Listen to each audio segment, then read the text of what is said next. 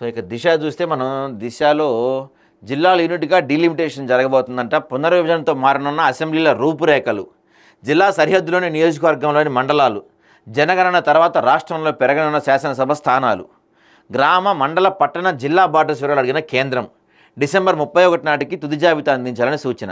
So ఈ మన దేశవ్యాప్తంగా జనగణనతో పాటుగా నియోజకవర్గాల డీలిమిటేషన్ కూడా జరగబోతుంది. అంటే నియోజకవర్గాల పునర్విభజన, కొత్త నియోజకవర్గాలు రాబోతున్నాయి. ఈ ఉన్న నియోజకవర్గాల్లో కూడా కొన్ని స్ప్లిట్ అవుతాయి అన్నమాట.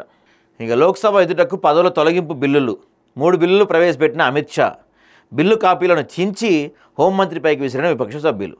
ఇప్పుడు మీకు అర్థం కావట్లా, అంటే విపక్షాలకు పాపం అర్థం కాని విషయం ఏంటంటే ఎల్లకాలం బీజేపీ అధికారంలో ఉండదు కదండి.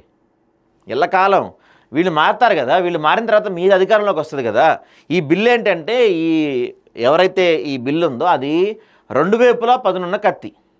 చాలా మంచి బిల్లు, కానీ ప్రజలకి ఏం ఉపయోగపడలే, రాజకీయ నాయకులకు ఉపయోగపడిద్ది అంతే. దానివల్ల తొందరలోనే బీసీ పార్టీ అంటండి, వచ్చే అసెంబ్లీ ఎన్నికల్లోనే పోటీ.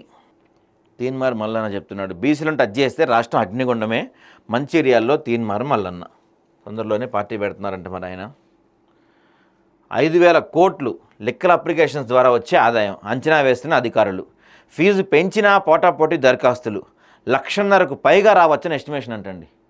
బాబ్బా. బీఆర్ఎస్లో గందరగోళం, టీబీజీకేఎస్ గౌరవ అధ్యక్షురాలి పదవి నుంచి ఎమ్మెల్సీ కవిత తొలగింపు.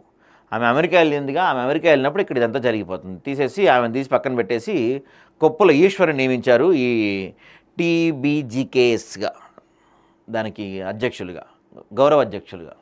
గతంలో ఎప్పటి నుంచో దాదాపు 10-12 నెలల నుంచి కవిత ఉంటూ ఉన్నారు దానికి.